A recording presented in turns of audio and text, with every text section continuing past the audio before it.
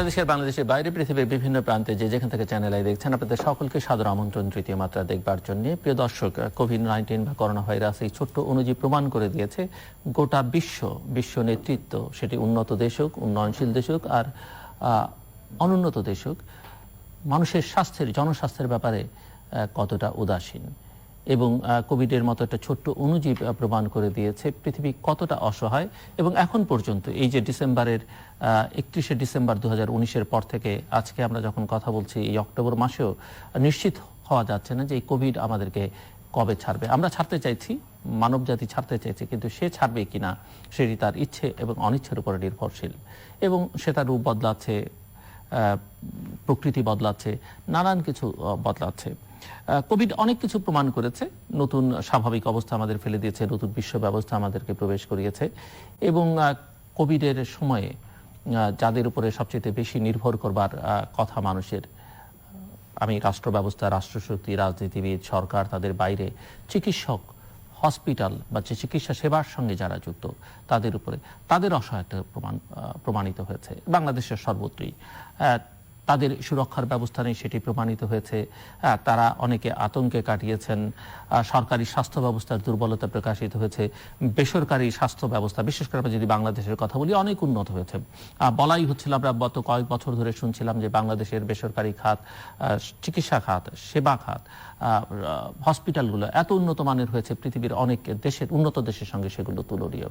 কিন্তু এই কোভিডকালে প্রমাণিত হয়েছে যে মানুষের চিকিৎসার জন্য সেই হসপিটালগুলো যথাযথভাবে প্রস্তুত ছিল না, বা প্রস্তুত থাকলেও অনেকের মানসিকতার মধ্যে সংকট ছিল, তারা চিকিৎসা করতে চাননি। একজন রোগী এক হসপিটাল থেকে অন্য হসপিটাল, দিনের মধ্যে 12, 13, 14টি হসপিটালও ঘুরেছেন। বাট হসপিটালগুলোর নিজেদের আবার নানা রকমের, তাদেরও এক ধরনের দৃষ্টিভঙ্গি আছে, তাদেরও এক ধরনের সমস্যা আছে, তাদেরও এক ধরনের বক্তব্য আছে।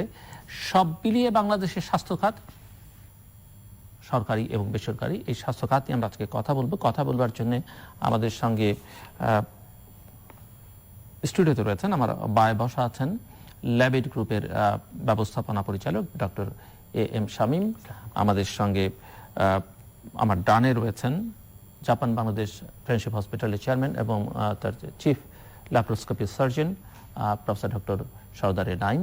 এবং আমাদের সঙ্গে এই আলোচনায় যুক্ত হবার কথা ছিল দেশের সিনিয়র সাংবাদিক মঞ্জুরুল হাসান বুলবুলের এবং সাংবাদিক নেতা, কিন্তু আমরা শেষ পর্যন্ত তার সঙ্গে সংযোগ স্থাপন করে উঠতে পারিনি। আমি আলোচনাটা শুরু করতে চাই ডক্টর শামীম, আপনাকে দিয়ে, যে বাংলাদেশের স্বাস্থ্য খাতে প্রতি বছর যত টাকা খরচ হয় তার 67% রোগীরা ব্যয় করে। আমরা জানি সিংহভাগ রোগীরা ব্যয় করে, রাষ্ট্র ব্যয় করে না, এবং যেটি দক্ষিণ এশিয়ার মধ্যে অন্যান্য দেশগুলোর তুলনায় অনেক বেশি, এবং চিকিৎসা ব্যয়ের পরিমাণও এখানে বেশি। তো একাধিক গবেষণা প্রতিবেদনেই আমরা এটা দেখতে পাই। তো আমাদের স্বাস্থ্য খাত যে কতটা ভঙ্গুর, এটা মহামারীর সময় আরো একবার প্রমাণিত হলো।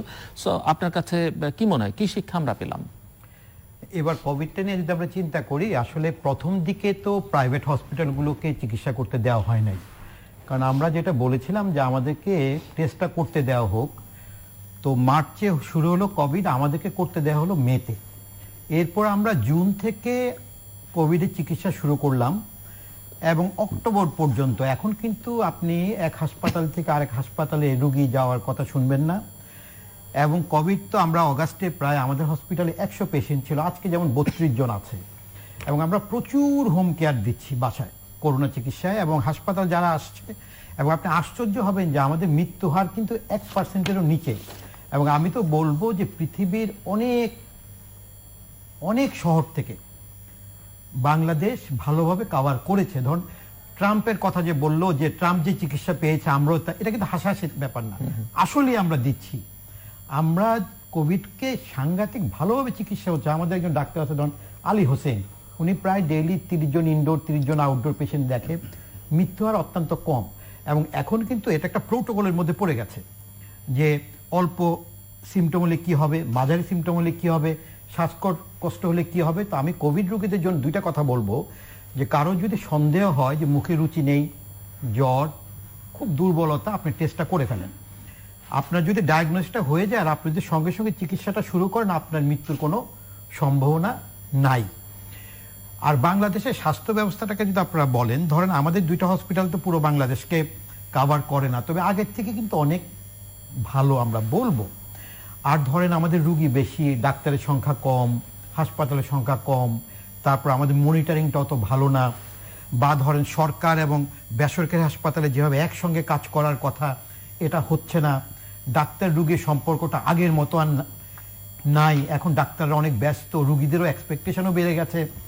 তো আমি যেটা বলবো কি, যে আমরা হাসপাতাল, আমরা ডাক্তার, আমাদের সাধারণ মানুষের কাছে অনেক দায়বদ্ধতা আছে, যে শুধু আমরা ব্যবসা করি এখান থেকে আমাদের বের হয়ে আসতে হবে, এবং আমাদের ব্যাপারে যা বলা হয় তা কিছুটা হলো সত্যি, কিন্তু আমরা চাচ্ছি যে এগুলো থেকে আমরা বের হয়ে আসবো, আমরা সাধারণ মানুষের কাছে যাব, এবং চিকিৎসা ব্যবস্থাকে এখন আমরা যে অবস্থা নিয়ে আসছি তার থেকে আরো অনেক ভালো জায়গায় আমরা যাব।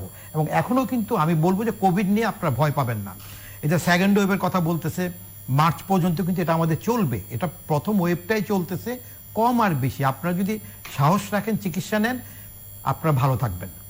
জি, ডক্টর শামীমের কথা সূত্র ধরে ডক্টর সরদারের নাইম আপনার কাছে একটু শুনতে চাইব যে আমাদের হাসপাতাল, সরকারি হাসপাতালগুলোর চিকিৎসা সেবা ব্যবস্থাপনা নিয়ে সাধারণ মানুষের অভিযোগের কমতি নেই, এবং সবচেয়ে ভালো হসপিটাল হিসেবে যেটি সব দিক থেকে চিহ্নিত ঢাকা মেডিকেল কলেজ হসপিটাল, সেখানে ঢুকলেও আসলে কোনো পরিবেশ আছে বলে মনে হয় না, এতটাই মানে ফ্লোরের মধ্যে করিডোরে রোগী আছে। এবং বলা হয়ে থাকে যে এই সুযোগই আসলে বাংলাদেশে আমাদের স্বাস্থ্য ব্যবস্থায় বেসরকারি খাতের আধিপত্য বেড়েছে, ফুলে ফেপে বড় হয়েছে, কিন্তু এই খাতটিও জনবান্ধব নয়। ওকে, থ্যাংক ইউ জিল্লুর, আবারও সুযোগ দেওয়ার জন্য তৃতীয় মাত্রার মতো অনুষ্ঠানে কথা বলার। এটি সত্যি কথা যে সরকারি খাতের হাসপাতালগুলোর বেহাল অবস্থা, যেটা জিল্লুর আপনি বললেন, সেটা আমরা অস্বীকার করব না, কিন্তু সরকারি লিমিটেশনসও দেখতে হবে। 18 কোটি মানুষের এই দেশে ঢাকা মেডিকেল কলেজ হসপিটাল কিন্তু একটি। এখনো দেশের বিভিন্ন প্রান্তে যদি কোনো কিছু ঘটে, ইমার্জেন্সি রোগী বলতে কিন্তু ঢাকা মেডিকেল কলেজে আসে। অফিসিয়ালি সম্ভবত ঢাকা মেডিকেল কলেজ 1400 বা 1500 বেড, রোগী থাকে প্রায় 5000। কোনো কোনো বেডে, সিঙ্গেল বেডেও 3 জন রোগী রাখতে হয়। এটি একটা দিক। সরকারের বাজেটের কোনো অভাব নাই, খরচ কিন্তু সরকার কম করছে না, আমরা তো চোখে দেখছি না খরচটা। ঢাকা মেডিকেল কলেজের আইসিইউতে কিন্তু খরচ কম হয় না, কিন্তু তারপরেও এই যে প্রেশার, সারা দেশের যে huge pressure on the Dhaka medical college বা এই জাতীয় টারশিয়ারি কেয়ার লেভেলের হসপিটালগুলোর, সেটি কিন্তু স্বাস্থ্য খাতে, জনস্বাস্থ্য খাতে কিন্তু বাংলাদেশে দক্ষিণ এশিয়ার মধ্যে সবচেয়ে কম এক্স্যাক্টলি কম বরাদ্দ, কম ব্যয়। হ্যাঁ, বরাদ্দ কম পায়, কিন্তু তারপরেও যে লিমিটেশনের মধ্য দিয়ে ডাক্তাররা যা করছেন অভাবনীয় আমি বলবো। দ্বিতীয় কথা হলো, এই সুযোগ কাজে লাগিয়ে প্রাইভেট সেক্টরে হসপিটাল তৈরি হয়েছে, সেটা আমি সুযোগ কাজে ন্যাচারালি সরকারের এক্স্যাক্টলি আমি আপনাকে বলি একটা কথা বলি, এদেশে কিন্তু সরকারি নিয়ম অনুযায়ী বা জেনারেল রুল অনুযায়ী যারা সকালবেলায় মেডিকেল কলেজগুলোতে প্র্যাকটিস করেন তারাই কিন্তু বিকেলবেলায় চেম্বার করেন। একটু আগে যে আমাদের বন্ধু আলী হোসেনের কথা বললো, সে স্পেশালিস্ট, ও কিন্তু সকালবেলা সরকারি চাকরি করি বিকেলবেলা প্র্যাকটিসই চালিয়ে এসছেন বছরের পর বছর, এবং প্রত্যেকে আমরা তাই করি।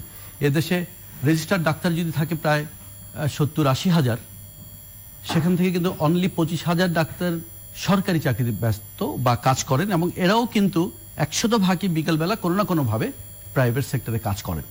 সুতরাং প্রাইভেট সেক্টরটি কিন্তু সরকারেরই একটি অঙ্গ হিসেবে আমরা দেখি, কারণ সরকারি ডাক্তাররা সকালে যেখানে কাজ করছে একই কাজ তারা প্রাইভেট সেক্টরে করবে। কিন্তু প্রাইভেট সেক্টর এস্টাবলিশমেন্টগুলো তৈরি হয় কিছু এন্টারপ্রেনার ডাক্তার দিয়ে, যেমন শামীম, আমরা দুজনেই ঢাকা মেডিকেল কলেজ একই ব্যাচের। আমি যেমন জাপান বাংলাদেশ ফ্রেন্ডশিপ হসপিটাল তৈরি করেছিলাম, বিশেষ করে ল্যাপারোস্কোপিক সার্জারি, পেইন মেডিসিন, এগুলোকে এদেশে এস্টাবলিশ করার জন্য কোনো না কোনো কারণে তৈরি হয় মেডিকেল এন্টারপ্রেনাররা, এবং কিছু কিছু হাসপাতাল তৈরি হয় ব্যবসায়ীদের দ্বারা। এবং যারা ব্যবসায়ী তারাও যে হাসপাতালগুলো তৈরি করেন শুধু ব্যবসা করার উদ্দেশ্যে তা না, কারণ একটা জিনিস আমি আপনাকে স্পষ্টভাবে বলি, যদি ইনভেস্টমেন্ট অ্যান্ড রিটার্ন চিন্তা করেন, হসপিটাল খাতটা হলে গিয়ে ওয়ার্স্ট ইনভেস্টমেন্ট খাত। এই খাতে যেই টাকা ইনভেস্ট করা হয় এবং তার থেকে যে রিটার্ন আসে at the end of the day, এটা অন্য যে কোনো খাতে তার চেয়ে অনেক বেশি আসতো, যেমন হোটেলের চেয়ে অনেক বেশি আসবে, অন্য অনেক বিজনেসের চেয়ে বেশি আসবে। কিন্তু তারপরেও কিছু মানুষ, ব্যবসায়ীরা যারা মনে করেন একটি হাসপাতাল নিজের মনের ইচ্ছা থেকেই মনে করেন যে একটি জনসেবামূলক একটি প্রতিষ্ঠানের সাথে আমিও জড়িত থাকলাম, হাসপাতাল তৈরি করলাম এবং চিঠি রিটার্ন আসলো। এখন হসপিটালে কিন্তু খরচ বহুবিধ, শুধুমাত্র একটা এস্টাবলিশমেন্ট করলেই হবে না, এর যন্ত্রপাতি লাগবে, এর কনজিউমেবলস লাগবে, এর পিছনে যে ম্যান পাওয়ার লাগবে সেই ম্যান পাওয়ারের পয়সা দেওয়া লাগবে। কারণ সকালবেলায় মেডিকেল কলেজ হাসপাতালে যেই প্রফেসর সার্জারি করছেন বিনা পয়সায়, তার বেতনে বিনা পয়সা করছেন না, উনি মাসে বেতন পাচ্ছেন, কিন্তু সেই বেতনটি একেবারে অপ্রতুল তার সংসার চালানোর জন্য। তাকে এই জন্যই প্র্যাকটিসের জন্য পারমিশন দেওয়া হয়েছে। তিনি কিন্তু বিকেলবেলা তার 1 মাসের বেতনের অলমোস্ট সমান টাকাও কোনো কোনো অপারেশনে উনি চার্জ করতে পারেন এবং নেন। তারপরে বলবো সারা পৃথিবীর তুলনায় অত্যন্ত কম মূল্যেই কিন্তু আমরা এই চিকিৎসাগুলো দিয়ে থাকি। সিঙ্গাপুর, ব্যাংকক, মালয়েশিয়া এসব জায়গার সাথে যদি আপনি তুলনা করেন, আমি ইন্ডিয়ার কথা এই মুহূর্তে বলবো না, ইন্ডিয়া একটা বাইরেও আরেকটা প্রশ্ন আছে যেটি ডক্টর শামীমও বলছেন যে ডাক্তার রোগীর সম্পর্ক, মানে আমি বলছিলাম জনবান্ধব নয়, জনবান্ধব, রাইট। এই প্রশ্নটা জেলে আমি আসি। আসলে ডাক্তার রোগীর সম্পর্কটা অবশ্যই উন্নত করা দরকার। আমি শামীমের সাথে একমত যে এখানে একটা গ্যাপ হয়ে গিয়েছে আমাদের সাথে, আমাদের উপরে আস্থা কমে গিয়েছে, রোগীদের আস্থা ডাক্তারদের উপর, এবং প্রাইভেট সেক্টরে বেশ করে আস্থাহীনতার সংখ্যাটা অনেক বেশি। কারণ আপনি যেটা প্রথমেই বললেন যে সরকারি খাতে বা সরকারি সেক্টরে কিন্তু বেসরকারি হসপিটালে যেতে পাচ্ছে, কিন্তু সেখানে গিয়ে নানা রকম সরকারি হাসপাতালে আমি এটা পাবো না, কিন্তু উনি যখন প্রাইভেট সেক্টরে আসেন উনি সেটা চান। তবে এখানেও কিন্তু সেই একই ব্যাপারটা আবার একটু আমাকে উল্লেখ করতে হয়, রোগীর সংখ্যার তুলনায় কিন্তু ডাক্তারের সংখ্যা কম, আসলেই কম। যেই একজন প্রফেসরের যেখানে ঘন্টায় আপনার রোগী দেখার কথা 5 জন বা 7 জন ম্যাক্সিমাম, মিনিমাম যদি 10 মিনিটস করেও একজনকে দেন, তাকে দেখতে হয় ঘন্টায় অলমোস্ট 25-30 জন, 3-4 গুণ রোগী দেখতে হয়। কোনো কোনো ডাক্তারকে রাত্র 1টা পর্যন্ত মানে প্রাইভেট প্র্যাকটিস করতে হয় এবং রোগীর রেখে তাকে ব্যাকডোর দিয়ে পালিয়ে যেতে হয় যে আমি আজকে আর দেখতে পারবো না। কারণ একটা ডাক্তার তো হিউম্যান বিং, একজন স্পেশালিস্ট ডক্টর, সে তো তার ক্ষমতার মধ্যেই তাকে কাজ করতে হবে। এই প্রেশারটা ইজ হিউজ। তাতে হয়েছে কি সবার এক্সপেকটেশন হয়তো আমরা পূরণ করতে পারি। তারপরে আমি বলবো অবশ্যই ভালো মন্দের সংমিশ্রণই তো একটা জায়গা, ঠিক বেসরকারি খাতেও মন্দ ভালো সবই আছে। আমরা চেষ্টা করছি যেন রোগীদের আস্থা আমরা ফিরিয়ে আনতে পারি, এবং এই কোভিডের সময় যেটা হয়েছে রোগীরা আস্থাহীনতায় ভুগেছিল, আমাদের জন্য কিছু অসুবিধা হয়েছিল, সেলফ কন্ট্রাডিক্টরি কিছু ডিসিশন ছিল, কোভিড চিকিৎসা করতে পারবো না, টেস্টও করতে পারবো না, যার জন্য 3 মাস আমাদের বাধ্য হয়ে বসে থাকতে হয়েছিল।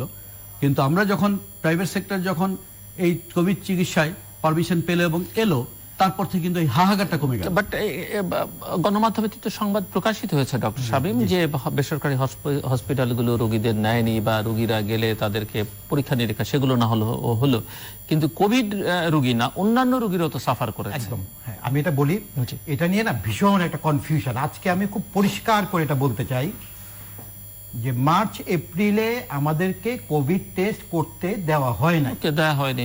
নারায়ণগঞ্জ থেকে একজন পেশেন্ট আসলে জ্বর নিয়ে আমাদের ইমার্জেন্সিতে উনি ভর্তি আসলেন, আমরা জানি না উনি কোভিড কি না কোভিড। উনি কি করলেন, আমাদের সিসিইউতে গেলেন, সিসিইউতে অন্য 11টা রোগী ইনফেক্টেড হলো। ওইখান থেকে আমার এক আর্কিটেক্টের শাশুড়ি মারা গেলেন। এই রেসপন্সিবিলিটিটা কার? আমি কিন্তু আবারও বলতেছি আপনাকে, এই যে আমাদেরকে টেস্টটা করতে দেওয়া হলো না, আমরা যে কোভিড নন কোভিডকে আলাদা করতে পারলাম না, আমরা যে কোভিডের থেকে যে নন কোভিডে ইনফেকশনটা গেল, এটা তো টেস্টটা করতে না দেওয়ার জন্য। এবং তখন কিন্তু এটাই হলো কি, ধরেন একটা পেশেন্ট আসলে ইমার্জেন্সিতে, এখন সে কোভিড নাকি এখন কিন্তু আমরা পারতেছি, সরকার খুব ভালো কাজ করতেছে আমাদের সঙ্গে, কিন্তু তখন 1-2 মাসে একটা গ্যাপ হয়ে গেল। তো আসার পরে জ্বর, এখন এই পেশেন্ট যদি আমার আইসিইউতে যায়, এই পেশেন্ট যদি আমার ওটিতে যায়, আমার 17 জন ডাক্তার না, বাট আপনি একটা প্রাথমিক স্ক্রিনিং তো হয় না, সম্ভব না। আমি একটু বলি, স্ক্রিনিং হবে না, কারণ হলো কি, এই যেমন আমি কিন্তু 1 সপ্তাহ আগে কোভিড থেকে আমি ভালো হয়েছি, কিন্তু আমার এখন প্রচন্ড মনোবল, কিন্তু আমার এই কোভিড যদি আমার এপ্রিলে হইতো আমার মারা যেতে হতো, কারণ তখন সিএমএইচ ছাড়া আর কারো চিকিৎসা ছিল না।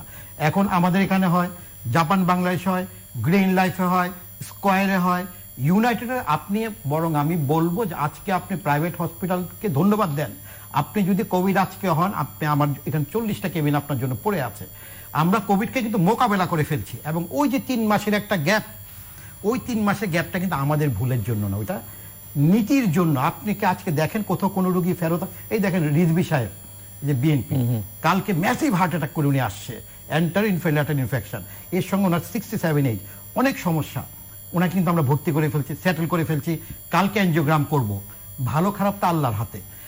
আমরা প্রাইভেটরা কিন্তু খুব চেষ্টা করছি। দেখেন আমাদের ডাক্তারগুলো, ডক্টর সৌরভুজ্জামান আজকে 9টা মাস উনি 19 ঘন্টা হাসপাতালে থাকে। দেখেন আমার দুইজন ডাক্তার, ডক্টর আপনার বীরু আর ডাক্তার সাইফুল্লাহ, দুইজনই সার্জারির একজন, আরেকজন হলো অর্থোপেডিক্সের, দুজন ইনফেক্টেড পরশুর আগের দিন। আজকে দুজন ডাক্তার মারা গেল। আমরা ডাক্তারদেরকে দেখেন, আমার তো খুব দুঃখ লাগে, আমি কিন্তু কথা আরো 2-3 মিনিট বলবো।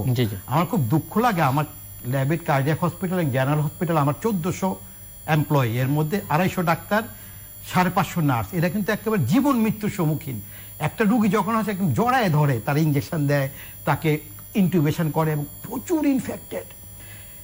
অথচ দেখেন আমাদের কিন্তু এটা আপনারা বুঝতে পারতেছেন না যে আমাদের ডাক্তার নার্সরা, এই যে খাদেমুল ইসলাম 78, লায়লা আরজমান বানু, যে গতকাল শাহিম ওসমান সাহেবের ওয়াইফের আমরা চিকিৎসা করলাম, হি ইজ হ্যাপি। এই যে দেখেন 67 এজ, 65 এজের লায়লা আপা দৌড়ায় আসে, দেখতেছে, ওটিতে নিয়ে যাচ্ছে। তাইলে দেখেন আপনি ডাক্তারদের দেখেন। আমি আপনাকে বলি, আমি অনেক লোককে চিনি মার্চের থেকে আজকে অক্টোবর পর্যন্ত বাসার থেকে বের হয় না, কোভিডের ভয়, আর সারাদিন ডাক্তারদের নার্সদের আমাদের গালিগালাজ করতেছে। আর আমি কোভিড নিয়ে যেদিন আমি নেগেটিভ হয়েছি তার পরদিন থেকে প্রত্যেক দিন 9 ঘন্টা আমি হাসপাতালে যাচ্ছি, যেটা একটা আপনার কি বলবো, একটা মাইনের মতো, কোভিডের মাইন, 1000 পেশেন্ট। ডাক্তার, হাসপাতাল, নার্স, আমরা এবার কিন্তু অনেক কাজ করেছি। এবং প্রথম দিকে যে মৃত্যুগুলো হয়েছে আপনি দেখেন, এই যে আমাদের এখানকার এমপি যে ছিলেন মোহাম্মদপুরের, উনি মারা গেলেন। তারপর আমাদের মকবুল সাহেব, 7 জন 8 জন 9 জন, তখন কিন্তু আমাদের চিকিৎসাটা করতে দেয় নাই। আপনি দেখেন গত 1-1.5 মাসে এরকম নাম করা লোক কেউ মারা গেছে? ডাক্তার কিন্তু 140 জন মারা গেছে, এবং সব হলো আমাদের এই যে 50 থেকে 60-র মধ্যে। আমাদের প্রাইম মিনিস্টার কিন্তু 2টা কাজ খুব ভালো করেছে আমি বলবো। দেখেন ওনার কথা হঠাৎ করে আসলো। এক হলো দেখেন উনি কিন্তু কোভিডের পরে যেভাবে আমাদেরকে জীবন এবং জীবিকা 2টাকে একসঙ্গে উনি রেখে দিছে, আমরা কিন্তু বেঁচে গেছি। সেকেন্ড হলো যে উনি এখন একটা সেকেন্ড ওয়েভের কথা বলছে, এবং শীতকালে আমাদের সাবধান থাকতে বলছে। এটাও কিন্তু উনি একদম প্র্যাকটিক্যালি একটা কথা বলেছে। তো আমি যেটা বলবো যে এই পর্যন্ত বাংলাদেশে কোভিড আমরা যেভাবে মোকাবেলা করেছি, খুব ভুল হয় নাই। যারা মারা গেছে তাদের জন্য আমি দুঃখ প্রকাশ করতেছি, তাদের ফ্যামিলি একজন হারিয়েছে। কিন্তু যেভাবে মানুষ বলেছিল যে রাস্তায় ডেড বডি পড়ে থাকবে, এটা কি হয়েছে বাংলাদেশে? হয় নাই। এখানে আমি একটু অ্যাড করি, আপনার এই প্রশ্নটার সাথে একটু অ্যাড করি। আপনি বললেন যে আমরা কোভিড রোগী, আমরা কোভিড ছাড়া অন্যান্য রোগীদেরকে নেই। অনেকেই আমাকে এই দোষটাই দেওয়া হয়। আপনি জানেন যে সাপোজ আমি সার্জনের পার্সপেক্টিভ থেকে বলি, পেটে ব্যথা হলে বা অ্যাপেন্ডিক্সাইটিস হলে প্রথমেই কিন্তু জ্বর আসে। আচ্ছা, জ্বর নিয়ে রোগীটা আসলো, বা এই যে শামীম বললো যে নারায়ণগঞ্জ থেকে একটা পেশেন্ট জ্বর নিয়ে আসলো, তার হয়তো অন্য কোনো একটি রোগী আসলো, তার কোভিড টেস্ট করা হয়নি, তাকে আপনি নন কোভিড হিসেবে কেন ধরবেন আমাকে বলুন। এবং আমাকে আপনি বললেন যে আমি কোভিড চিকিৎসা করতে পারবো না, ভালো কথা, আমি করবো না। আপনি বলছেন তো কোভিড না, কারণ টেস্ট করা হয়নি বলে প্রমাণিত না। কিন্তু টেস্ট করা হয়নি বলে প্রমাণিত না, এই কথাটা আপনি কোন বেসিসে বলবেন যে সে কোভিড না? টেস্ট তো করতে দেয় নাই, আপনি টেস্ট করতে দিচ্ছেন না আমাদেরকে। সুতরাং এই কথাটা বুঝতে হবে যে আমাদেরকে হাত পা বেঁধে ফেলে তো আপনি আমাদেরকে দোষারোপ করতে পারেন না। আমার রোগীর কোভিড হয়নি এটা আপনি বললে তো আমি স্বীকার করতে রাজি না। বিকজ 30 সেকেন্ড আমি একটু ওর মুখে থেকে একটু কথাটা নিয়ে নিই। যে কোনো আমাদের কিন্তু মেডিকেল আপনার সাবজেক্টে বলতেছে, যখনই একটা রোগী আসবে ধরে নিতে হবে হি ইজ কোভিড। ধরেন সর্দার নাইমের কাছে আসলো, সে করবে হলো গল ব্লাডার অপারেশন, ওর প্রথমেই চিন্তা করতে হবে যে he is a Covid patient. তারপর কিন্তু ওইভাবে তাকে প্রিপারেশন নিয়ে কোভিড পেশেন্ট যে চিন্তা করব সেটাকে প্রমাণ করার জন্য তো আমরা টেস্টটা নাম করব। সুতরাং আমাকে আপনি কখনোই দোষারোপ করতে পারবেন না ডাক্তারদেরকে যে আমরা নন কোভিড রোগী দেইনি, কারণ নন কোভিড এর আপনি শিওর করতে পারেন। কারণ আমরা দেখেছি যখন কমিউনিটি ট্রান্সমিশনের সময় আসলো, তখন চারিদিকে যখন অ্যাসিম্পটোমেটিক ক্যারিয়াররা চলে আসলো, একজন সাধারণ রোগী একটা এসে বলল যে আমার তো কোভিড নাই। আমি বললাম হাউ আর ইউ শিওর যে তো তোমার বা আপনার কোভিড নাই? তো এই হলো এই ব্যাপারটা। এখানে কিন্তু এটা কিন্তু জনগণের সাথে হচ্ছে। আসলে কিন্তু আমরা নিতে চাচ্ছিলাম, যেটা হয়ে গেছে আমরা কখনো কাউকে দোষারোপ করি নাই, কিন্তু আমাদের হাত পা বাঁধা। জনগণের সাথে কিন্তু আমরা সবাইকে বলে দিচ্ছি যে কোভিডের চিকিৎসা আছে, বাংলাদেশের ডাক্তাররা অত্যন্ত ভালো চিকিৎসা করতেছে, এবং আপনি যদি সময় মতো আপনার পরীক্ষাটা করান এবং আপনি চিকিৎসা নেন, আপনার মৃত্যুর সম্ভাবনা উপরে আল্লাহ 0। মার্চ, এপ্রিল, মে 3 মাস পরে জুন থেকে আমরা টেস্ট করার সুযোগ পেয়েছি। আমাদের রোগীর টেস্ট জুন থেকে শুরু হয়েছে। এর আগে শুধু আইএডি স্যার ভেবেছিল যে তারাই শুধু টেস্ট করবে এবং তাদের কাছে পাঠিয়ে দিব। আমাকে কোনো টিভি শোতে বলা হয়েছিল যে আপনি রোগীগুলোকে বসিয়ে রেখে আইডিসিআর এ পাঠিয়ে দিয়ে টেস্ট করিয়ে এনে তারপর চিকিৎসা করেন না কেন? একটা রোগী 2 দিন আমার চেম্বারে বসে থাকবে আইডিসিআর টেস্ট করার জন্য? সুতরাং কতগুলো মিসআন্ডারস্ট্যান্ডিং সো আপনারা এটা মানছেন না যে জনস্বাস্থ্য বিশেষজ্ঞরা যেটি বলছেন যে বেসরকারি স্বাস্থ্য খাতের উপরে অতি নির্ভরতার ফলে যে ভালো না, সেটা এই মহামারীর সময় প্রমাণিত হয়েছে এবং বৈশ্বিক আমি কি একটু বলবো, বৈশ্বিক পরিস্থিতি বিবেচনায় নিয়ে তারা এই কথা বলছে যে আমি কি একটু বলবো, জি আমি কি একটু বলবো, আপনাকে বলতে দিবেন? দেখেন, ইন্ডিয়াতে আজকে 1000 লোক মারা যাচ্ছে, আমাদের এখানে 27 জন মারা যাচ্ছে। আমি বললাম ভুল বলছে, 50 জন মারা গেছে। এখন আমাদের 8 গুণ লোক হলো ইন্ডিয়াতে। তার মানে ইন্ডিয়াতে যদি আজকে 1000 লোক মারা যায়, আমাদের 125 জন মারা যাওয়ার কথা, মারা তো যাচ্ছে না। এখন দেখেন, কিছু লোক আছে শুধু সমালোচনা করে। আমরা যারা মাঠের যোদ্ধা, আমরা কিন্তু সমালোচনা করি না, আমরা মুখ বন্ধ করে থাকি, সারাদিন কাজ করি। আমি একটা কথা আপনাকে বলতে চাই, যেমন কোভিডের অ্যান্টিবডি টেস্ট আমাদের করতে দেওয়া হচ্ছে না। গতকাল আমি দেখলাম যে আইডিসিআর এবং আইসিডিডিআরবি একটা পরীক্ষা করে বলছে যে বাংলাদেশের 2/3 লোক নাকি ইমিউনিটি হয়ে গেছে। এখন আমাদেরকে যদি অ্যান্টিবডি টেস্টটা না করতে দেয়, আমরা এটা কিভাবে বলবো? কারণ আজকে যদি আপনি অ্যান্টিবডি টেস্টটা করতে পারতেন, আপনার শরীরে যদি, কারণ আপনি কিন্তু এসিমটোমেটিক কোভিডের পেশেন্ট ছিলেন হয়তো, আপনার শরীরে যদি অ্যান্টিবডি 30 ইউনিট পার লিটার পাওয়া যেত, আপনি কিন্তু আরামে ঘুরতে পারতেন, 3 মাস পর পর আপনি পরীক্ষাটা করতে পারতেন। আজকে আমি সরকারের কাছে এবং সবার কাছে বলতে চাই, এই টেস্ট কারা করছে? এখন কাউকে করতে দিচ্ছে না, এটা পারমিনেন্ট না, এখনো পারমিশন দিচ্ছে না, নিজেরাও করছেন না, না না, মানে সরকারি ভাবে হচ্ছে না, সরকারি ভাবে। আমি সবার কাছে একটা বিনত অনুরোধ করছি, এটা আমরা ব্যবসায়িক হিসেবে নিব না। টেস্ট করা সহজ, মানে খুব সহজ, মানে আপনারা সবাই করতে আধা ঘন্টায় করা যায়, এবং এটা চার্জ হবে ম্যাক্সিমাম 700 থেকে 800 টাকা, রিএজেন্টের দাম হলো 300 টাকা। তো এটা আমি সবার কাছে বলবো, অ্যাভেলেবল, এটা অ্যাভেলেবল। ইনফ্যাক্ট আমি বলি আপনাকে, বাংলাদেশে অনেকগুলো টেস্ট ঢুকেও গেল, যে মধ্যে দেখলেন না যে র্যাব সব জায়গায় যে এগুলো সব সিজ করে ফেললো। আপনি তো কোভিড এর পেশেন্ট ছিলেন, আপনি করিয়ে নেননি কেন আগে? মানে আমার তো অ্যান্টিবডি করার তো আমার তো আমার এখানে কিটটা নাই। আমি একটু বলি, কিটটা নাই কেন? ধরুন আমার এখানে যদি কিটটা আমরা নিয়ে আসলাম, আমাদেরকে 400 ওরা আনঅফিশিয়ালি দিয়েছিল, কিন্তু যখন দেখলাম যে র্যাব এগুলো মানে সব জায়গায় শুরু, আমরা এগুলো ফেলে দিছি। কিন্তু আমার যদি আজকে অ্যান্টিবডি টেস্ট আমি করতে পারতাম, আমি কিন্তু জানতে পারতাম যে আমি বাইরে বের হতে পারবো কি পারবো না। এটার সঙ্গে যেমন আমি ডিজি অফিসে রিং করেছিলাম, আগে যিনি ডিজি ছিলেন আবুল কালাম আজাদ, যে আমাদেরকে টেস্টটা ওই সময়টা যে আমাদের টেস্ট করতে দিচ্ছেন না কেন? উনি আমাদের ঢাকা মেডিকেল কলেজে আমার আগের ব্যাচে বলে, শামীম আমরা এটা নিয়ে ব্যবসা করতে দিতে চাই না। আরে মানুষের জীবন উনি হরণ করে দিয়ে গেছেন, নষ্ট করে দিয়ে গেছে। আমি ঠিক এই প্রশ্নে দুটো কথা বলবো। আপনি যে অতি নির্ভরতার কথা বললেন, পরিসংখ্যানই তো আপনি তো বললেন অতি নির্ভরতা একদিকে, আবার অন্যদিকে আরেকটা প্রশ্ন আমি এখন করতে চাইছিলাম এটার সঙ্গে যুক্ত করে, আমাদের পলিসি মেকাররা বা গুরুত্বপূর্ণ ব্যক্তিবর্গ তারা আসলে বিদেশে বেসরকারি হসপিটালে চিকিৎসা নিতে অভ্যস্ত। এটি একটি কারণ কিনা যে আমাদের বেসরকারি হসপিটালগুলোর মান আসলে আর উন্নত করার চেষ্টা হচ্ছে না ওই কারণে, বা নিম্নগামী হচ্ছে, সেবা থেকে সাধারণ মানুষ বঞ্চিত হচ্ছে, ফলে এবারে জনমত এরকম। আপনারা কি বলবেন? হ্যাঁ, সত্যি কথা, দুটো দিক, আমি দুটো দিকই বলছি। এক নম্বর, আসলে আমাদের বাংলায় একটা কথা আছে না, যে ঘর কা মুরগি ডাল বরাবর। বেসিক্যালি আমাদের দেশে একটি পার্টিকুলার ক্লাস দেশের কোনো কিছুই তারা পছন্দ করেন না। সুতরাং আমরা দেশে যে চিকিৎসাটা দিচ্ছি, সেই চিকিৎসাটা তারা বিদেশে যে 10 গুণ বেশি করে পয়সা দিয়ে সেই চিকিৎসাটা নিতে অভ্যস্ত, এবং নিয়ে তারা আত্মতৃপ্তি পান এবং গর্ববোধ করেন। অনেকে কিন্তু খুব গর্ব করে বলেন যে আমি আমার এই হার্টের অপারেশনটা ওখানে করেছি, আমার 35 লক্ষ টাকা খরচ হয়েছে, এবং he feels proud of it. চেকআপটা করে আসলেন সিঙ্গাপুরে করে 35 লক্ষ টাকা খরচ হয়েছে। যেমন আমার কাছেও গল ব্লাডার অপারেশন বাইরে করে এসে আমাকে বলেছেন যে ওনার 20 লক্ষ টাকা খরচ হয়েছে, এবং he was very proud of that. কিন্তু আমি জানি সিঙ্গাপুরে বা বাইরে ব্যাংককে যে ছেলেটি অপারেশন করেছে, সে এক্সপেরিয়েন্স ওয়াইজ আমার হাঁটুর বয়সের, একই যন্ত্রপাতি দিয়ে আমি অপারেশন করি, কিন্তু আমার হয়তো 5 স্টার ফ্যাসিলিটিস নাই। থাকলেও আমাকে, যেহেতু আমি বাঙালি ডাক্তার, আমাকে দিয়ে সেটা তার পছন্দ হতো না। আমাদের রোগীরা আমাদের কাছে এসে আমাদেরকে টাকা দিতে চান না। আমাদের রোগীদের কিন্তু মেন্টালিটি এখনো ওখানে পড়ে আছে যে ডাক্তার আবার টাকা নিবে কেন, সে বাঙালি ডাক্তারের বেলা, বিদেশি ডাক্তারের বেলা না। কিন্তু বাঙালি ডাক্তার তো আমার মাছের পুকুরের মাছ আর গাছের লাউ দিয়েই তো চিকিৎসা করবেন। ওই যে জনসেবা, আপনি তো স্যার সেবা করবেন, আপনি আবার টাকা নিবেন কেন? কিন্তু এই সেবার পিছনে যে আমার এস্টাবলিশমেন্ট কস্ট থেকে শুরু করে, ব্যাংকের লোন থেকে শুরু করে, সরকারের 15টা ডিপার্টমেন্টের কমপ্লায়েন্স রুলস রেগুলেশনে কমপ্লায়েন্স করে মেনে আমাকে যে একটা হাসপাতাল সুন্দরভাবে চালাবো, সেটার সেই সুযোগটা তো আমাকে দিতে হবে। মিনিমাম কস্ট ইনভলভমেন্ট তো আমার উঠে আসতে হবে। 1 নম্বর।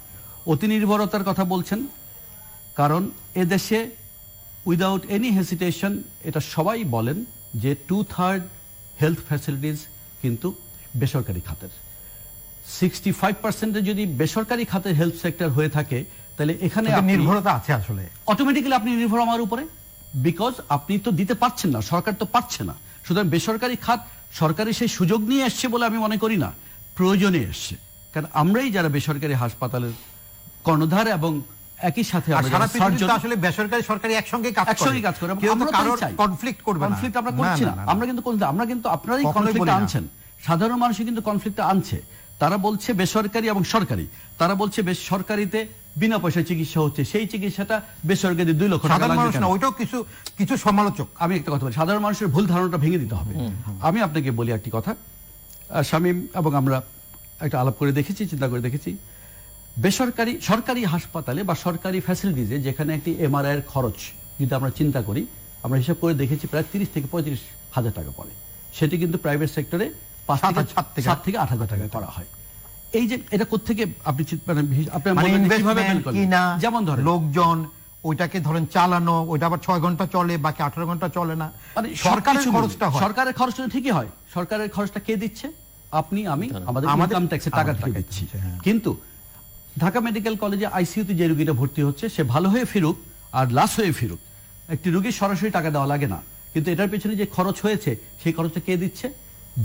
যেই রোগী সেও কিন্তু তার ট্যাক্স থেকে দিয়েছে। সুতরাং এই যে একটা ভুল ধারণা যে বিনা পয়সায় করা হচ্ছে, সেই জিনিসটা কেন আমাদের প্রাইভেট সেক্টর বাংলাদেশে, কিন্তু এই চিকিৎসাটা যদি সিঙ্গাপুরে হয় তারা কিন্তু আরেকটা প্রশ্ন আছে যে বিত্তবানরা যাচ্ছে, অনেকের সর্দি হাঁচি কাশি হচ্ছিল, বিদেশে যাচ্ছে, অনেকে হয়তো প্লেজার ট্রিপটাই করছে চিকিৎসা নামে, এগুলো আছে। সাধারণ মানুষ কিন্তু যাচ্ছে, ভারতে যাচ্ছে, কারণ ভারতে প্রচুর বৈদেশিক মুদ্রা আয় করে বাংলাদেশ থেকে, শুধুমাত্র স্বাস্থ্য খাত থেকে। আমার প্রশ্ন হচ্ছে যে এখানে অনেক রকমের বিষয় আছে, অভিযোগ আমরা শুনি যে আমাদের ডক্টররা অনেক সময়, একটা তো রোগীদের সঙ্গে ভালো ব্যবহারের অভিযোগ, কমন একটা অভিযোগ, আমাদের নার্সিংটা ভালো না, এখনো আমরা সেই অর্থে ডেভেলপ করতে পারিনি। আমাদের এখানে ডক্টররা বলে দিচ্ছেন হয়তো রোগীকে যে তো একেবারে মৃত্যু পথযাত্রী, মানে বাঁচবেই না, বা তার এই প্রবলেম। বাইরে গিয়ে সে কলকাতা বা মাদ্রাজে গিয়ে বা চেন্নাইতে গিয়ে দেখা যাচ্ছে তার কিছুই হয়নি, সিঙ্গাপুরে গিয়ে তাই হচ্ছে। অভিযোগ হচ্ছে যে ডক্টর শামীম আরো ভালো বলতে পারবেন যে চিকিৎসকরা তাদের কাছে গেলেই তারা একটা বিশাল ফর্দ ধরিয়ে দেন, টেস্ট করাতে হবে, হ্যাঁ এত ইনভেস্টিগেশনের একটা বিশাল। আবার অন্য জায়গায় অনেক কেউ বলবেন না এগুলোতে অপ্রয়োজনীয়, এটা দরকার ছিল না, এটা দরকার ছিল না। So these are the things যেগুলো মানুষকে আসলে অনেকে কনফিউজ করে, প্রধান কারণ এটা। এই ব্যাপারে দুটো কথা বলি, এটা সত্যি, আমি স্বীকার করছি। আমি প্রথমে বলেছি ভালো মন্দের সংস্পৃশন সব ক্ষেত্রেই আছে, ডাক্তারদের মধ্যেও ভালো মন্দ আছে। আজকে আননেসেসারি ইনভেস্টিগেশন করার প্রবণতা যদি কোনো ডাক্তারের থেকে থাকে, সেটা অত্যন্ত গর্হিত কাজ, এথিক্সের বাইরে কাজ। কিন্তু সেটা দিয়ে কিন্তু আপনি পুরো ডাক্তার সমাজকে একইভাবে দোষী করতে পারবেন না। এই ব্যাপারগুলো দেখতে হবে, এটা কিন্তু সরকারেরও দেখার একটা দায়িত্ব আছে। এবং আমি বলি, আমি আসবো সেই প্রসঙ্গে, এবং আমি মনে করি যে যেই টেস্টগুলো আননেসেসারি দেওয়া হচ্ছে, যে ডাক্তার, হ্যাঁ একজন ডাক্তার যদি একজনকে মৃত্যু পথযাত্রী বলে তাকে কনফিউজ করে দিয়ে সে যদি বাইরে গিয়ে দেখে তার কিছুই হয়নি, অবশ্যই একদমই করা উচিত না। এই ধরনের বলে আমার মনে ডাক্তার করে থাকে, হয়তো ভুল হতে পারে। এখন আমি যেটা প্রথমে আমি যেটা বলেছিলাম যে হ্যাঁ আমাদের ডাক্তারদের অতি প্রেসারের একটা ব্যাপার আছে। ইন্ডিয়াতে কিন্তু কম্পারেটিভ নাম্বার অফ ডক্টরস অনেক বেশি, সেই তুলনায় রোগীর তুলনায় ডাক্তারের সংখ্যা কিন্তু বেশি। নার্সিং একটা বিরাট ইম্পর্টেন্ট কথা আপনি বলেছেন। প্রপার নার্সেস তৈরি করার দায়িত্ব তো প্রাইভেট হাসপাতালগুলোর না, যদিও আমরা করছি, জাপান বাংলাদেশ ফ্রেন্ডশিপ হসপিটালও করছে, ল্যাবেরও করছে, আমরা কিন্তু নার্সিং ইনস্টিটিউট করে কলেজ করে নার্স তৈরি করার চেষ্টা করছি। এটা কিন্তু সরকারেরই তো করার কথা। বাস্তবতা হচ্ছে যে ভারতেও কিন্তু এই অভিযোগগুলো আছে। ভারতে যে অভিযোগ নাই তা না, আমরা ভারত থেকে চিকিৎসা করে এসে এখানে দিনের পর দিন আমাদের থেকে ফলো আপ নিচ্ছেন এবং আনহ্যাপি হয়ে এসছেন, এরকম লোক তো আমরা পাই। জি, ডক্টর শামীম আপনি বলতে চাইছেন? না, আমি যেটা বলতে চাচ্ছি কি, যে ধরেন আমাদের স্বাস্থ্য ব্যবস্থাটাকে কিন্তু এখন নতুন করে সাজানোর একটা সময় আসছে। এক পক্ষ আরেক পক্ষকে দোষারোপ দিলে হবে না। এখানে যেমন ধরেন ডক্টর শামীম যেটা বলছিলেন যে এই যে দেশের বেসরকারি স্বাস্থ্য খাতে অভিযোগ যেগুলো আছে কি হচ্ছে, কিভাবে একে জনবান্ধব করা যায়, কিভাবে তাদেরকে জবাবদিহিতার আওতায় আনা যায় আপনাদেরকে, একত্রিতটা সরকারের উপর, কিন্তু সরকার সেটা এখন পর্যন্ত করতে পারেনি যে কিভাবে, এবং জনস্বার্থে বিষয়ে সরকারের ভূমিকা কাম্য নয় কিংবা কি ধরনের কাজ। হ্যাঁ, ধরেন আমাদেরকে বেসিক জায়গা থেকে আসতে হবে। ধরেন একটা ছেলে যখন ডাক্তারিতে ভর্তি হয় তখনই তাকে কি অ্যাডমিনিস্ট্রেশনে সে ঢুকবে নাকি সে ক্লিনিক্যাল পার্টে ঢুকবে, এটা কিন্তু ঠিক করে ফেলতে হবে। যখন সে ক্লিনিক্যাল পার্টে ঢুকবে সে কি সরকারি যাবে না বেসরকারি যাবে, এটাও তার ঠিক করতে হবে। এবং একজন ডাক্তার যখন রুগী দেখবে উনি কি কি পরিমাণ দেখবে, কয়জন দেখবে, কতক্ষণ দেখবে। ধরেন একজন ডাক্তার 2টা-3টা পর্যন্ত দেখতে, সেটা কিন্তু খুব ভালো কথা না। আমাদের দেশে কিন্তু অনেক ডাক্তার আছে ধরেন যারা রুগী পায় না। যেমন ধরেন একটা ছেলে যখন FCPS করলো, MS করলো, আমি নিজেই দেখছি একজন দেখতেছে 100 রুগী, আরেকটা ডাক্তারের কাছে রুগী নাই। তো রুগীরাও কিন্তু ইয়াং ডাক্তারদের কাছে যেতে হবে। এই যে তারপর ধরেন সময়ের ব্যাপারটা, আর সরকারি ডাক্তারের যে খালি বেসরকারি কাজ করবে এমন না। আমি যেটা বলবো যে ডাক্তারদের আস্তে আস্তে কিন্তু বেসরকারিতে আসতে হবে। আমি সরকারিও করব বেসরকারিও করব, এটা কিন্তু বেশি দিন চলবে না। এক্স্যাক্টলি। এই কারণে একটা কারণ বলা হয় যে ঠিক আছে ঢাকা মেডিকেল কলেজে উনি অধ্যাপক, উনি ওখানে চিকিৎসা করছেন, তাতে বাইরে তার কাজটা করতে সুবিধা হয়, মানে ওই আইডেন্টিটি থাকলে না। আপনি দেখেন আমাদের কিন্তু অনেক ডাক্তার ট্রেন্ড এখন না, এখন কিন্তু ভেঙে গেছে। আমাদের ডক্টর সৌরভুজ্জামান বলেন, বরণ চক্রবর্তী বলেন, লুৎফুর রহমান বলেন, 100 ডাক্তার আছে যাদের কিন্তু নিজেদের পসারেই ওনারা হয়েছে। আর আরেকটা ভুল আমি আজকে ভাঙতে চাই, যে ধরেন অপ্রয়োজনীয় পরীক্ষা। আপনি বিদেশে গেলেও দেখবেন যে যখন একজন রুগী আসে তাকে কিন্তু রুটিন 8-10টা টেস্ট দেওয়া হয়। আমি প্রফেসর মাহমুদ হাসানকে 1990-তে দেখতাম, উনি যখন গেল কথা শুনে X ray chest, ECG, blood CP, SGPT ধরেন 17-18টা টেস্ট করতে দেওয়া হয়। কারণ হয় কি, আমরা লতে দেখি না যে একজন দোষী লোক বিচার হোক না হোক, কিন্তু একজন নির্দোষ লোককে যাতে দোষী না করা হয়।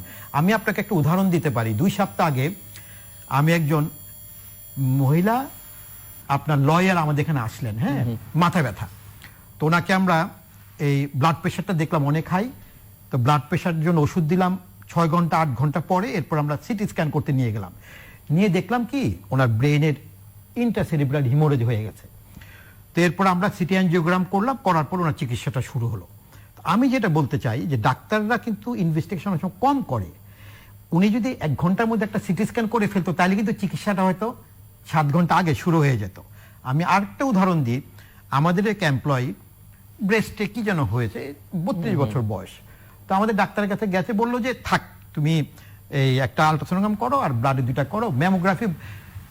বলছে ম্যামোগ্রাফি তো অনেক খরচ, করবা? সে আর করলো না, কিন্তু 3 মাস পরে কিন্তু ক্যান্সার পাওয়া গেল। দেখেন, আমি বলবো যে কোনো ডাক্তার যদি টাকার জন্য ইনভেস্টিগেশন করে, এটা সে একটা পাপী, গরিত কাজ, তার বিচার হবে। কিন্তু ভয়ে যদি কেউ সময় বাঁচানোর জন্য, রোগীর কাছে ভালো হওয়ার জন্য যদি কেউ ইনভেস্টিগেশন কম দেয়, সেটা অপরাধ।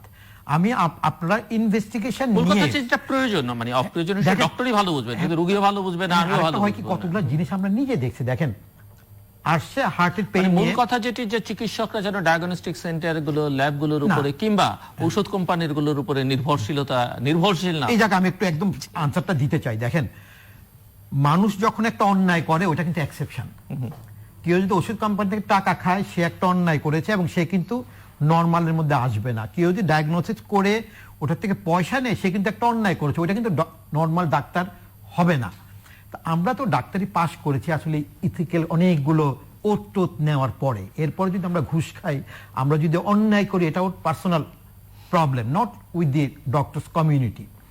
এবং আবারও আমি বলতেছি যে আমাদের দেশে 80% ডাক্তার ভালো, 20% যারা রোগীদের সময় কম দেয়, একসঙ্গে 3-4টা রোগী দেখে ফেলে, হয়তো উনি ঝিমাচ্ছে এর মধ্যে রোগীটা দেখে ফেলতেছে, ওইটার জন্য কিন্তু আমাদের ভালো ডাক্তারগুলার বদনাম হয়।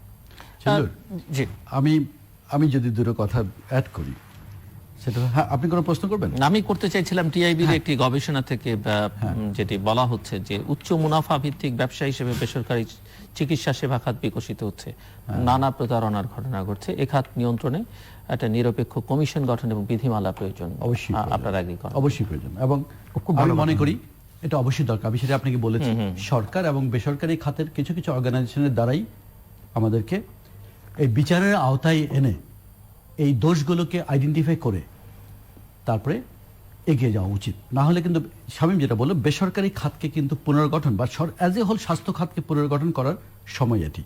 তো আমি যে কথাটি বলছিলাম, ব্যাপারটি হলো এরকম যে অসুস্থতা আসলে কারোই কাম্য না, এবং একটি মানুষ, আমরা কিন্তু সর্বদাই একটা স্টেট অফ ডিনায়ালে থাকি যে আমি কখনো অসুস্থ হব না। আমরা সাধারণ মানুষকে যদি দেখি বা সবাইকে যদি আমরা বলি, আমরা ছেলেকে বিদেশে পাঠাবো, টাকা জমাই, মেয়েকে বিয়ে দিব, টাকা জমাই, আমার হার্ট অ্যাটাক হতে পারে, হার্টের অপারেশন লাগতে পারে, সেই জন্য কোনো টাকা জমান। স্বাস্থ্য বাজেট নাই আমাদের নিজস্ব মাইক্রো লেভেল থেকে কিন্তু আমাদের সেই বাজেটটা নাই, স্বাস্থ্য বাজেট, স্বাস্থ্য বীমা নাই। এখন দেখেন সারা পৃথিবীতে স্বাস্থ্য বীমা নিয়ে এত কথা হয় কেন? বিকজ মানুষ নিজের পকেটের পয়সা থেকে চিকিৎসা করতে রাজি না। যেই রোগীটা আমার কাছে প্রচন্ড পেইন নিয়ে এসে দুই হাত মাথার উপরে তুলে দিয়ে বলেন, স্যার আমার জীবনের সবকিছু আপনাকে দিয়ে দিব, আপনি আমাকে ব্যথা থেকে উদ্ধার করেন, আমি অপারেশন করে দিই, laparoscopy is like magic, operation করে দিই, এর পরদিন যখন রোগীটা ভালো হয়ে যায় তারপর থেকে আমার পিছনে ঘুরতে থাকে, স্যার কত টাকা কমানো যাবে? আমি বলি, গতকালই আপনি বললেন সব দিয়ে দিবেন আমাকে আপনার জীবনের। বলে, স্যার কোথায় পাবো টাকা? টাকা কিন্তু সবই আছে তার। মোবাইল কেনার জন্য 70,000 টাকার অভাব হয় না, কিন্তু 50,000 টাকার গলব্লাডার অপারেশনের অভাব হয়। বিকজ উনি অসুস্থ হওয়ার আগ মুহূর্তেও উনি জানতেন না যে উনি অসুস্থ হবেন, স্টেট অফ ডিনায়াল থাকে না, এবং সুস্থ হওয়ার পর মুহূর্তে উনি ভুলে গেছেন যে উনি অসুস্থ হয়েছিলেন। আমি বিশ্বাস করি আল্লাহ আমাদের মাথা থেকে 3টে জিনিস একদম ইরেজ করে রাখেন। একটা হলো অসুস্থতা এবং তার ব্যথা। অসুস্থ অবস্থায় যে মানুষ ব্যথিত হয় বা ব্যথা পায়, সেটা সুস্থ হয়ে গেলে আর মনে থাকে না। দ্বিতীয় কথা হলো বার্ধক্যের কথা মানুষের মনে থাকে না। তৃতীয় কথা হলো মৃত্যু মানুষের মনে থাকে না। এই একটা কারণেই কিন্তু যখন ডাক্তার এবং রোগীর ইন্টারাকশন হয়, হালকা রূঢ় কথাতেই কিন্তু রোগী প্রচন্ড কষ্ট পান। এই যে ব্যবহারের কথা বলেন, আপনি তো বলেন না কখনো যে আমার ওই সেক্রেটারিয়েটে ওই লোক ওই পিয়ন আমার সাথে খারাপ ব্যবহার করেছে, আমার ওই অফিসের ওই লোক আমার সাথে খারাপ ব্যবহার করেছে। এটা ব্যবহার কিন্তু কোনো বিচারেই আসে না। এটা ব্যবহারের কথা কেউ তুলে আসে, হয়তো যখন আমরা ওই প্রসঙ্গের আলোচনা করি তখন আসে। কিন্তু আপনি বিভিন্ন সেক্টরের কথা বলেন, সেই সব সেক্টরের ব্যবহারের কথা যত না ওঠে, ডাক্তারদের খারাপ ব্যবহারের কথা তত বেশি উঠে। তার কারণ অসুস্থ অবস্থায় মা আপনাকে জোরে গালি দিলেও সেটা প্রচন্ড ব্যথিত হবেন আপনি, নরমাল অবস্থায় মার দিলেও সেই ব্যথা আপনি পাবেন না। সুতরাং এই সাইকোলজিটা একটা ডাক্তারকেই বুঝতে হবে। আমি কিন্তু রোগীকে দোষ দিচ্ছি না, এবং সৃষ্টিকর্তার পরে তো আসলে মানুষ যারা ডক্টরকে দেবতা হিসেবে ভাবতে চায়, একটা মানুষের কাছে আসে তখন কিন্তু সে অনেক বিরাট এক্সপেকটেশন নিয়ে আসে। সেখানে আবার যদি টাকা দিয়ে সেই এক্সপেকটেশন ফুলফিল না হয়, তাহলে সবচেয়ে বেশি দোষটা ডাক্তারের উপরই পড়ে। এবং আমি টিআইবির কথাটা বলবো, আমি অবশ্যই বিশ্বাস করি টিআইবি, যেটা আমি জাস্ট 2 মিনিটে শেষ করি, সেটা হলো যে অবশ্যই টিআইবি যদি মনে করে পৃথিবীর অন্যান্য দেশের তুলনায়, এবং আমরাও যদি মনে করি কোনো হাসপাতাল যদি সত্যিকার অর্থে বেশি চার্জ করে এবং অন্যায়ভাবে রোগীর কাছে চার্জ করে, সেগুলোর ব্যাপারে কোনো একটি বডি, সেটা সরকারের দ্বারা তৈরি কোনো একটা বডির মাধ্যমেই এগুলোকে। আমি একটু বলবো, এটা দুর্নীতিগ্রস্ত, সেটি তো প্রমাণিত সামগ্রিকভাবে।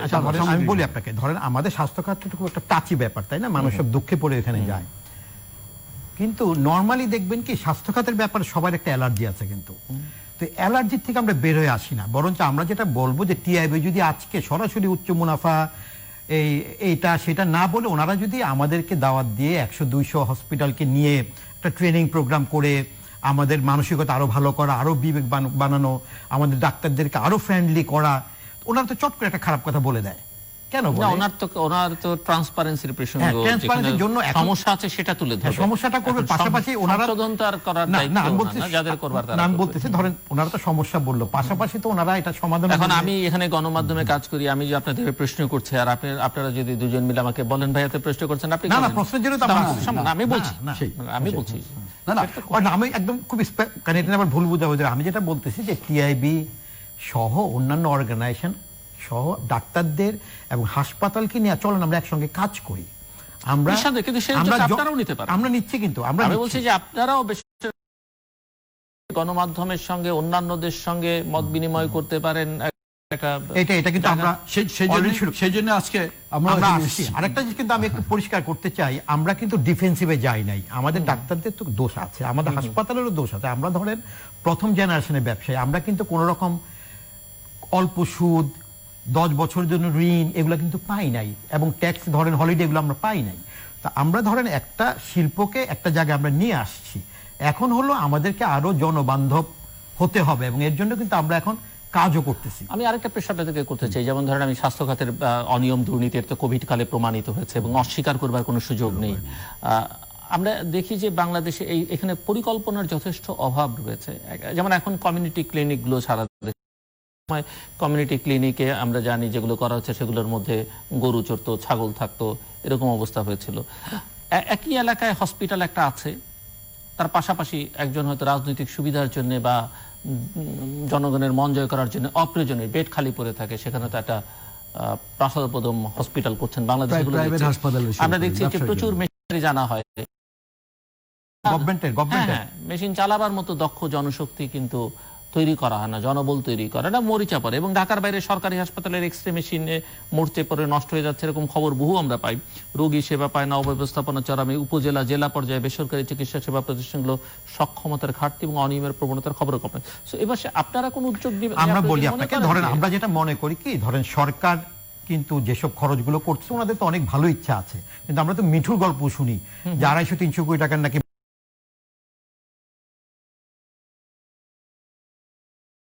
কনসাসনেসটা না থাকে আমরা কিন্তু হাসপাতালগুলো চালাতে পারি না। আমি যেটা বলবো যে সরকারি বিভিন্ন কমিটিতে আমাদেরকে রাখা উচিত, আমরা কিন্তু অনেক ইনপুট দিতে পারবো। ধরেন একটা মেশিন কিভাবে 16 ঘন্টা চালানো যায়, একটা মেশিনের হাইস্ট কিভাবে ব্যবহার করা যায়, একটা লোকের হাইস্ট কিভাবে ইউটিলাইজেশন করা যায়। সরকারি কমিটি তো আবার ওই অ্যাসোসিয়েশন থাকলে সুবিধা হয় যে বিভিন্ন আমরা প্রতিনিধিত্ব কে করবে। আমি আপনাকে একটা জিনিস বলি, ধরেন আমাকে একবার একটা বিশেষ প্রতিষ্ঠান থেকে একটা চিঠি দিল যে আমি যে মেশিন 4 কোটি টাকা দিয়ে কিনেছি, এটা পিজি হাসপাতাল 9 কোটি টাকা দিয়ে কিনেছে।